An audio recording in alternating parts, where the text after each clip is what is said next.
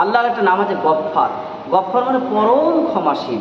ক্ষমাশীলকে আপনি আমার সাথে মারপিট করেছেন, মারপিট করার পরে আমি আপনাকে মারতে পারলাম না, আর আমি আপনাদের সাথে পারবো না, আমি বললাম থাক মারপিট করবো না, এটার নাম ক্ষমাশীল নয়। আমি মারতে পারিনি তাই ছেড়ে দিলাম, এটা ক্ষমাশীল হল। কিন্তু আল্লাহ তাবারক তাআলা পরম ক্ষমাশীল। আপনি নামাজ পড়েননি, যে ব্যক্তি নামাজ পড়ে তার ক্ষেত্রে যেমন ফসল হয়, যে ব্যক্তি পড়ে না তার ক্ষেত্রে তেমন ফসল হয়। যে ব্যক্তি নামাজ পড়ে তাকে যেমন আল্লাহ খাওয়ায়, যে ব্যক্তি পড়ে না তাকে তেমন খাওয়ায়। আপনি নামাজ পড়েননি, আল্লাহ তাবারক তাআলা আপনাকে অধিক শাস্তি দিতে পারতেন, কিন্তু দেননি। এর নাম হলো পরম ক্ষমাশীল।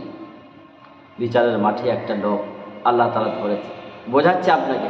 কিপন মানুষ দাড়ি কাটতে পয়সা লাগে, দাড়ি কাটতে 20 টাকা লাগে, দাড়ি কাটতে পয়সা লাগে বলে দাড়ি আর কাটে না। গরিব কিপটে মানুষ, কিপটে বড় লোক কিপটে মানুষ, ওই জন্য দাড়িটা রেখে